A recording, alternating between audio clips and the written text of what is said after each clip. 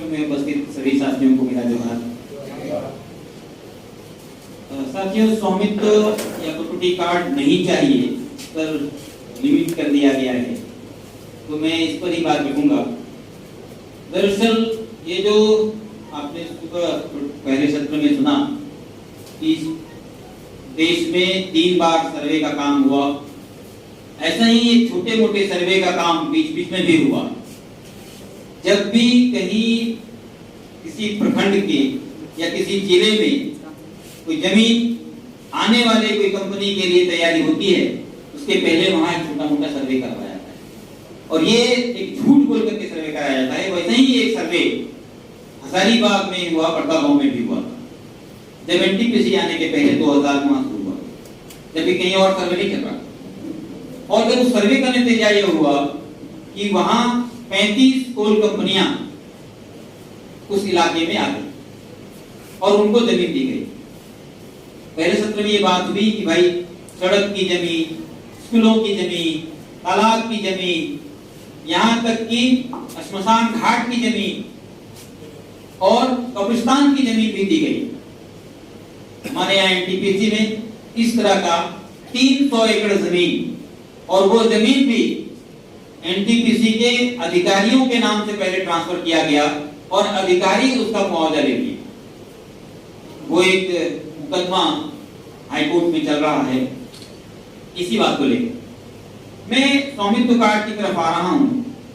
स्वामित्व कार्ड को मैं पढ़ रहा था, तो उसमें हमारे प्रधानमंत्री जी ने बड़ा लच्छेदार बात रहती है, तो वो आपको ठगने की कोशिश उसमें किया है और ऐसा लगता है कि ये बहुत ही बढ़िया काम है।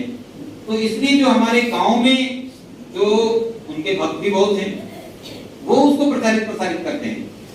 वो क्या कर रहे हैं कि अगर अभी आपके पास कार्ड नहीं है तो आप पूरा खतियान लेके जाते हैं और एक वंशावली बनाते हैं, वहां एक परेशानी होती है।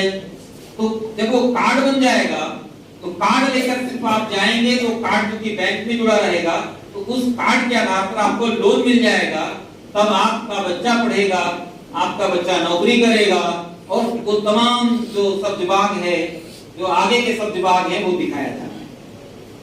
लेकिन उसके पीछे की जो लूट है वो नहीं बताया जाता कि अगर आपने पढ़ा लिया अपने बच्चे को, अब पूरा देश प्राइवेटाइजेशन की तरफ जा रहा है, कर्ज ले लिया और बच्चे को जॉब नहीं मिला, तो उसी कार्ड के आधार पर वो आपकी जो बची खुची जमीन थी वो भी वहां चली जाएगी। ये नहीं बताया जाता। तो मैं उन लोगों से कहना चाह रहा हूं कि ये एक बड़ी साजिश, दूरगामी साजिश रची जा रही है इस कार्ड के माध्यम से कि आपका कार्ड जैसे ही बनता है, आप बैंक में फंसते हैं और वो जो बची खुची जमीन है वो भी आपकी वहां जाने वाली है। यह भी एक कारण है कि हमें इस तरह के कार्ड नहीं चाहिए। दूसरी बात, इस कार्ड से जो होने वाला है वो अभी ड्रोन सर्वे कर रहे हैं।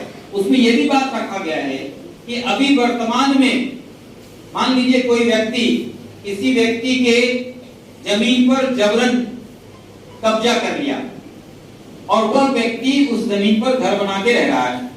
जब वो ड्रोन सर्वे करता है तो ड्रोन सर्वे में वो जो दबंग है वो कार्ड उसके नाम से बनेगा। फिर आप तय करते रहिए कि ये मेरा जमीन है, ये मेरी जमीन है, ये मेरी जमीन है, क्योंकि उसमें ये कहा गया है ना कि आपकी जमीन है तो आप ही को तय करना पड़ेगा, आपको सिद्ध करना पड़ेगा कि आपकी है। तो ये एक बड़ी साजिश ये रची जा रही है। इसीलिए ये स्वामित्व और प्रॉपर्टी कार्ड हमें नहीं चाहिए, हमें ये जोरदार आवाज लगानी पड़ेगी और इसके लिए पूरा योजनाबद्ध तरीके से हमें आगे बढ़ना पड़ेगा।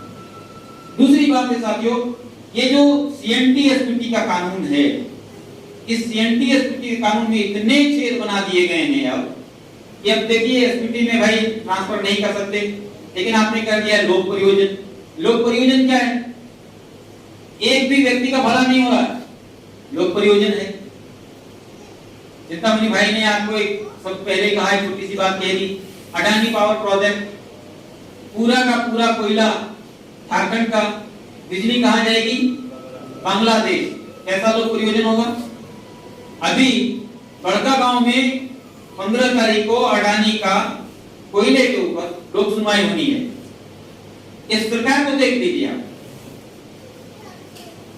अडानी कोई सरकारी कंपनी है क्या? अडानी प्राइवेट है, लेकिन पूरी जो उसकी व्यवस्था है, जमीन अधिग्रहण की जो पूरी व्यवस्था है, सरकार कर रही है। नोटिस जब दे रही है सरकार, तो वो सरकार दे रही है नोटिस कि भाई इतना तारीख को हम आएंगे, और उसमें किसको किसको, तो एसपी को नोटिस जा रहा है, कॉपी थानेदार को कॉपी जा रहा है, किसको जा रहा है, ताकि आप लोगों को डराएं, धमकाएं और वहां उसका काम करवाएं। तो हमारी जो सरकारें हैं, सिर्फ मोदी सरकार नहीं, सभी सरकारों की बात मैं कह रहा हूं, ये इन कंपनियों की दलाल की तरह की काम कर रही है। हमें इसके खिलाफ भी लड़ना पड़ेगा, सरकारों से कहना पड़ेगा कि इन कंपनियों की दलाली छोड़ो। तो ये जो एक बड़ा संकट आया है, इसमें देश में और इस झारखंड को खास करके, आप जानते हैं कि झारखंड में जो खजाना है, इसकी तरफ सबकी नजर लगी हुई है। 2-3 चीजों का आप जानते हैं कि झारखंड कोयले में सर्वप्रथम स्थान रखता है। 81,000 मिलियन टन झारखंड में कोयले का भंडार है। अब 81,000 मिलियन टन कोयले का भंडार है, तो सबका जीव लपलपा रहा है, लार टपक रहा है ना? लगभग 35-36 हजार मिलियन टन लोहे का भंडार है, तो वो कैसे लूटा जाए? 7 मिलियन टन सोने का भंडार है, वो कैसे लूटा जाए? तो ये जो भंडार है हमारा, इस भंडार को लूटने की साजिश है ये स्वामित्व प्रॉपर्टी योजना, और ये सब जो हमारे यहाँ जो छेद किया जा रहा है, CMTS की या 5वीं सूची को लागू नहीं किया जा रहा है, उसके पीछे यही कारण है। तो हम लोगों को अपनी जमीन बचानी होगी। हम लोग अपनी जमीन को कैसे बचाएंगे, एकजुट कैसे होंगे? अलग अलग संगठन में हो सकते हैं, लेकिन अगर अपनी ही जमीन नहीं बची तो हम अपने संगठन में भी क्या करेंगे?